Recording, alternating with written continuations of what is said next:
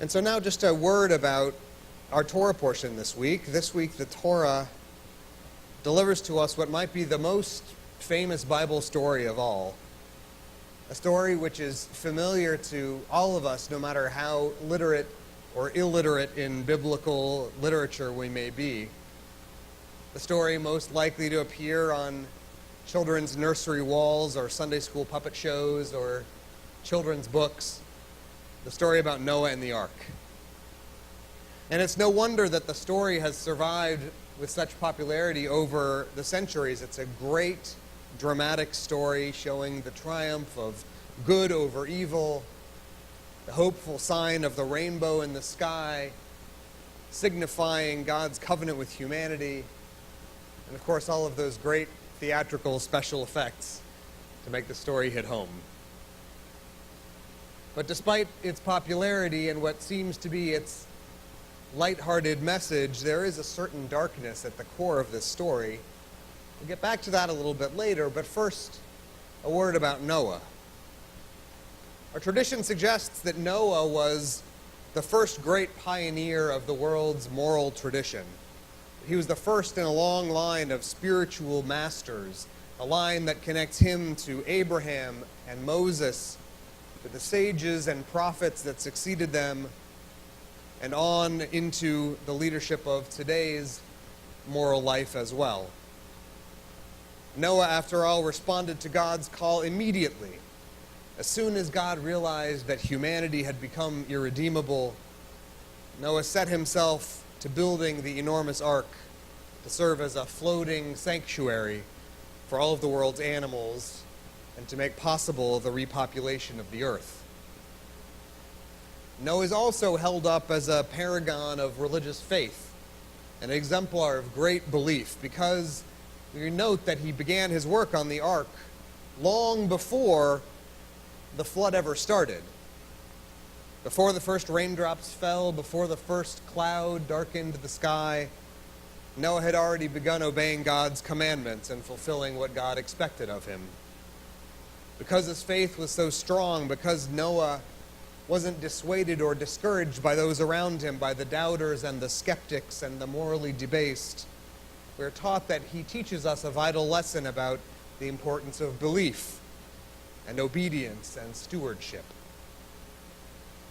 What's interesting, however, is that upon closer examination, Noah doesn't turn out to be exactly the kind of leader we would hope to emulate after all. Yes, he does exemplify great decisive moral action. He doesn't need to be asked twice to step up and offer support and volunteer to work on behalf of a world in danger and an environment in peril. Just like Moses and Abraham after him, Noah's part in his story is one of savior and spiritual advocate, a religious first responder who steps up at a time of crisis. But in Jewish tradition, Noah doesn't receive the same glorious legacy reserved for Abraham and Moses. We don't, in the end, acknowledge him as having represented the beginning of Jewish ethical heritage. This is because his leadership falls short of his other biblical counterparts in a significant way.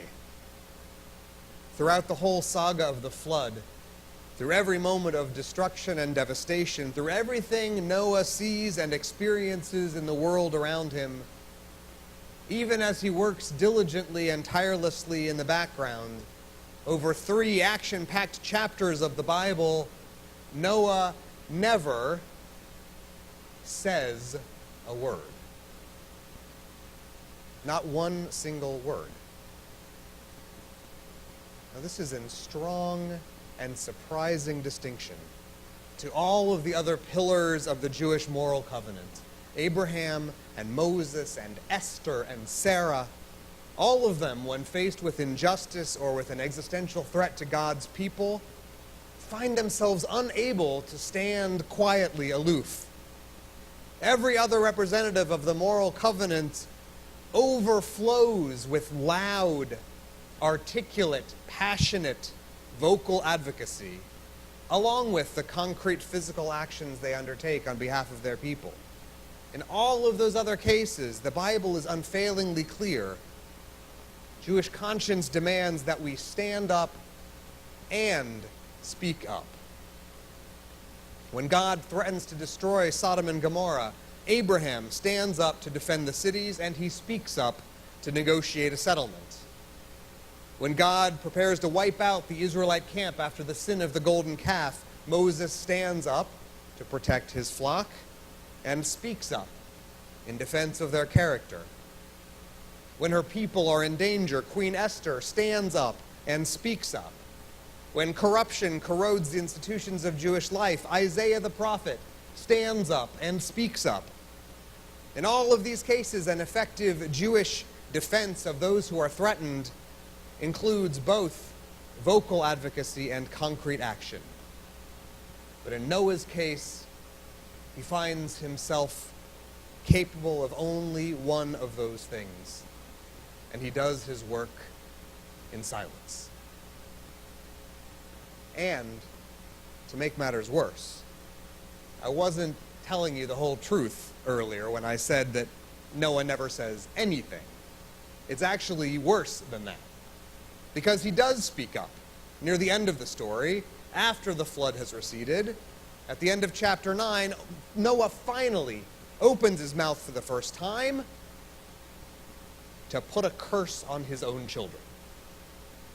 The text is somewhat unclear, but it seems that Noah opens his mouth for the first time to speak the words of a threatening curse on them because they entered his tent to assault or abuse him in some way. And so now I think you'll agree with me that it's a little strange how often we do Noah's Ark puppet shows for our kids. Over time, Jewish tradition has come to agree that we can't hold Noah up as an ideal moral exemplar. Despite his hard work, despite his obedience, he labors mutely in the background, never raising his voice to defend humanity, never trying to talk God out of the death sentence which has been decreed, never striving to convince God to be lenient with the human race. Noah never speaks up until it is he himself who feels threatened. And by that time, like that famous quote we all know, there is no one else left to speak up for him. I've been thinking a lot about Noah and about the critical importance of speaking up and standing up at the same time. I can't help but think about Noah every time I hear another story about someone victimized by the power or the anger or the appetites of someone more powerful. I can't help but think about it whenever we hear about someone else with power or leverage who steps forward bravely to open their heart and open their mouth. Jewish moral courage denies us the shelter of narrow self-interest. We can't be concerned only by our own success, and we must not be concerned with our own success if it comes at the cost of someone else's safety. That's the darkness at the heart of the Noah's Ark story. Yes, in the short run, we and our families might benefit from our own self-centeredness, but in the long run, moral narcissism becomes complicit in the world's suffering. That's why Noah isn't remembered the same way Abraham and Moses are. We don't mourn him in the same way. We don't celebrate him in the same way.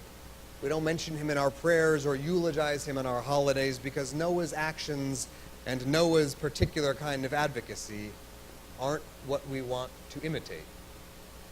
Standing up and speaking up are both good things on their own, but the lesson of our moral tradition is that we need to practice both.